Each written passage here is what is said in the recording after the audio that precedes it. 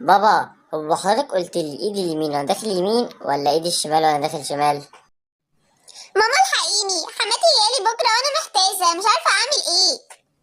ماما، هو الرز بيتحط على الشعريه ولا الشعريه اللي بتتحط على الرز؟ بابا، انا دخلت شمال ما لقيتوش على ايدي الشمال. طب ادخل يمين ممكن الاقيه على ايدي اليمين. يا بابا يا بابا. ماما انت فين؟ انا مش شايفاكي، انا قدام المدرسه. يا ماما يا ماما. ماما جوزي عايز ياكل فراخ، اعمل له اندومي وبانيه ولا سمك فيليه؟ ماما، انا اتخانقت مع مراتي وسبت لها البيت، انا جايلك في السكه يا ماما. ماما انت بابا، جوزي عايز هو ياكل حضرتك قلت فراخ لي قدام ايدي اليمين المدرسة. داخل يمين ولا ايدي الشمال وانا داخل شمال؟ يا بابا بسم يا الله الرحمن بابا. الرحيم. اللهم صل وسلم وبارك على نبينا محمد، صلاة تحل بها العقد وتقضى بها الحوائج. السلام عليكم ورحمة الله وبركاته. حبايب قلبي عاملين ايه؟ يا رب تكونوا في احسن صحة وحال. بعد الفيديو اللي فات في حد كلمني وقال لي انتوا عمالين تقولوا ربوا عيالكم ربوا عيالكم، شدوا على عيالكم، الولاد بتبوظ، وفي الاخر تقولوا ما تزعقوش ما تضربوش. احنا هنعمل ايه؟ احنا عايزين نربي عيالنا كويس عشان يطلعوا حد محترم ومتربي. فالمفروض النهاردة الفيديو كان عن احتياجات الأطفال النفسية، وكنت هبتدي من الأول خالص مع الأطفال، بس لما اتقالي كده حسيت ان في المرة اللي فاتت محدش فهم كويس قوي انا كان قصدي ايه. فالفيديو ده هيبقى بعنوان ما الدور الطبيعي للوالدين.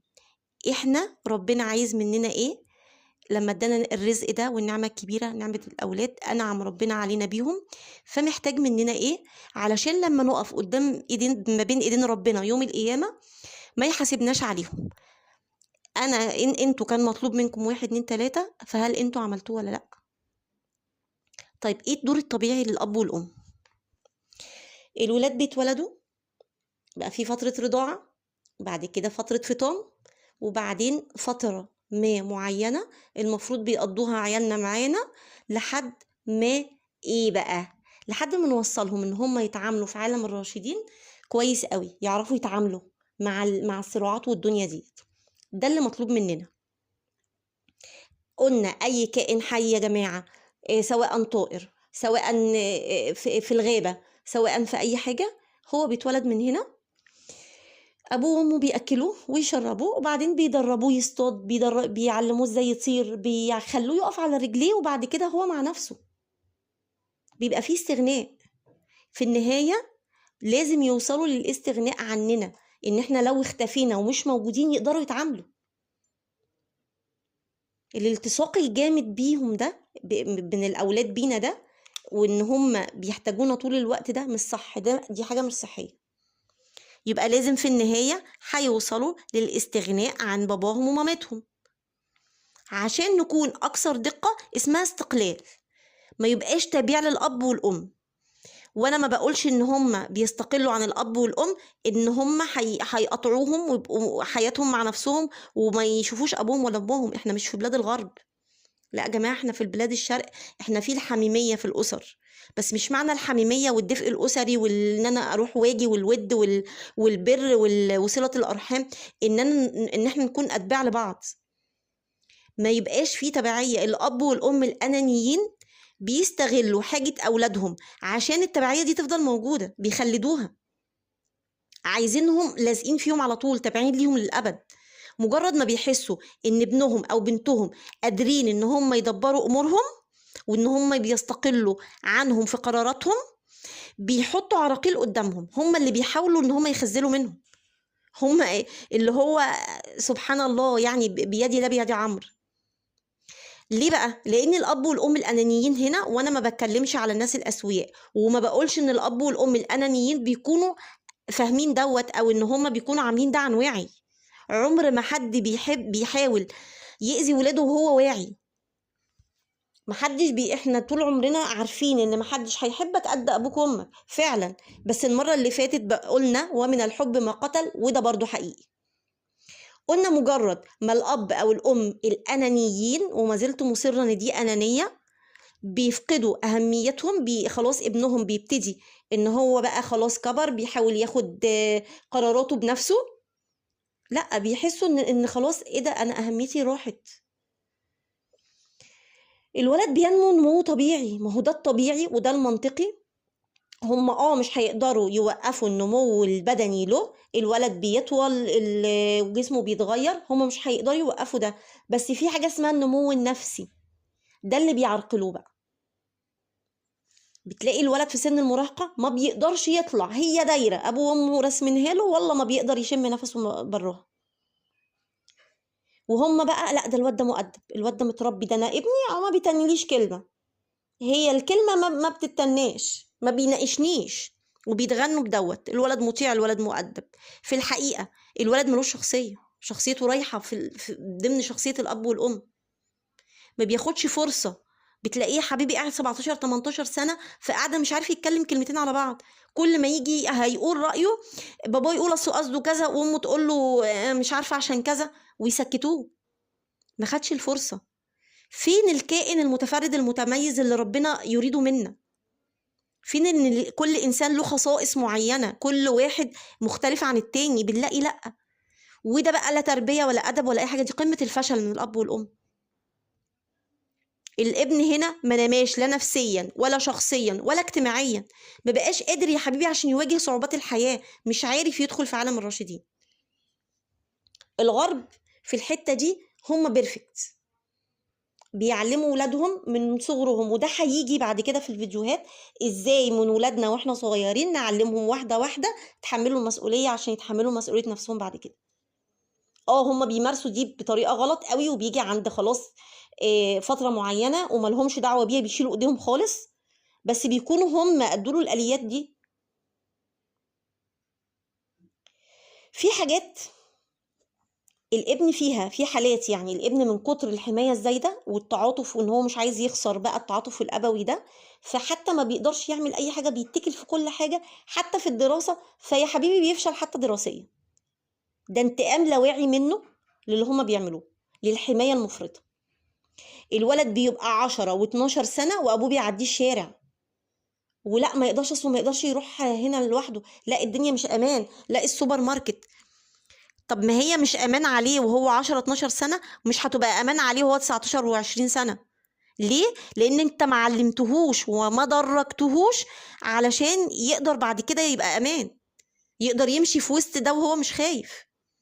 بتلاقي الامهات متجمهره كده قدام لجان الثانويه العامه، قاعدين في ناحيه الشمس لحد ما ابنهم او بنتهم يخرجوا. كلنا بنشوف ده. ده مش صح، ده مش حب زايد، دي حاجة كده ملهاش معنى ملهاش حاجة غير ان احنا عندنا قلة الوعي، عندنا شديدة جدا. وايا كان المبرر في الحماية الزايدة، ففي النهاية هي تبعية، هو عايز ده، هي رغبة خفية من الاب والام امتلاك ولادهم، ويلحقوا بيهم الضرر بقى من غير ما يحسوا. ده ما انطلقوش العيال دي، ما خدتش نموها الطبيعي. احنا بنحكم عليهم بالاتكالية، وان هما ما عندهمش ثقة في نفسهم على طول المدى.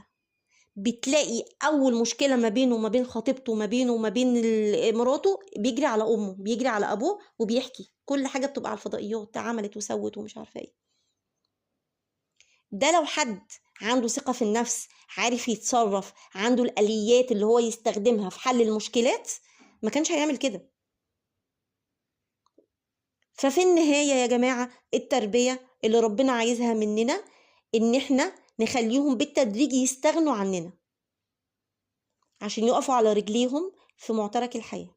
في صورة تانية من الصور دي، ان الولد بيكون وسيلة ان احنا ننفس عن غضبنا.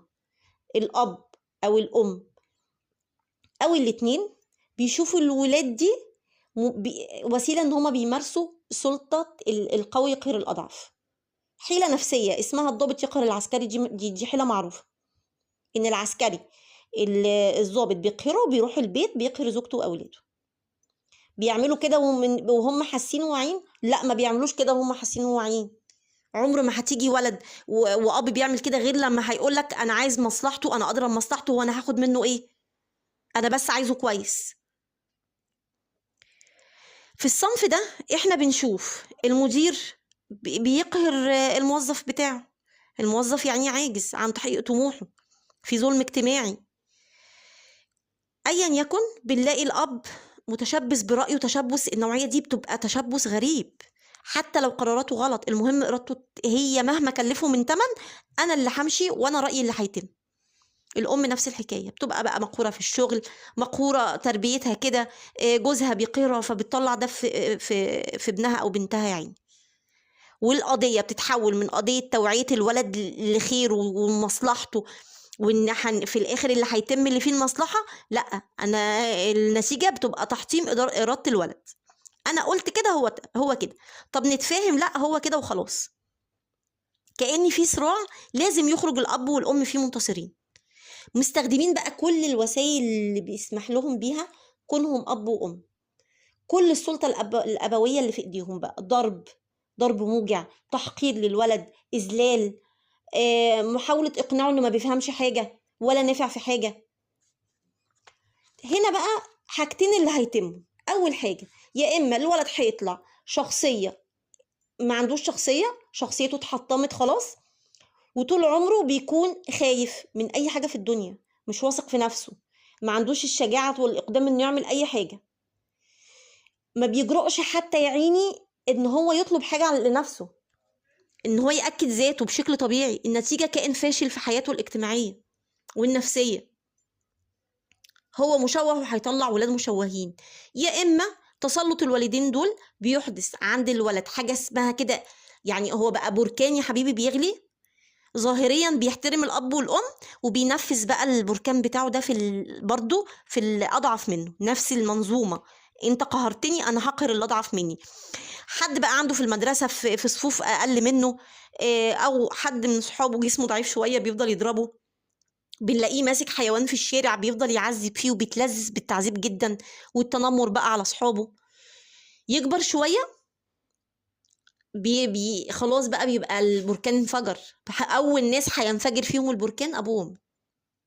الابن كبر، جسمه كبر، صوته تخن، هيرد على ابوه، ممكن يضرب امه، هيشوف ايهما الاضعف، هيمارس قهره عليه، هيرفض بعد كده اي سلطه عليه، اي سلطه بقى في الشغل، مديره، في المجتمع، اي سلطه هتلاقيه رفضها في القهر بتاعه دوت. يا جماعه الموضوع مش سهل، موضوع التربية مش سهل. علشان المجتمعات تتصلح لازم نبتدي من الأول، نعترف إن إحنا غلطانين في تربية عيالنا، نعترف إن عندنا خلل ما من غير ما نقصد. طبعا هنفترض حسن النية، طبعا ده أساسي، لأن مفيش أب أو أم بيبقوا عايزين ولادهم عايزين الأذى لولادهم. فإحنا بنقول إحنا حطينا إيدينا على المشكلة علشان بعد كده نعرف إيه هو العلاج. ولو وصلتوا معايا لحد هنا ما تبخلوش عليا باللايك وشير وسبسكرايب وفعلوا الجرس عشان يوصل لكم كل جديد، ويا ريت تكتبوا لي في الكومنتات آرائكم عشان انا بستفيد منها. السلام عليكم ورحمة الله وبركاته، ويا رب يربينا ويربي ولادنا.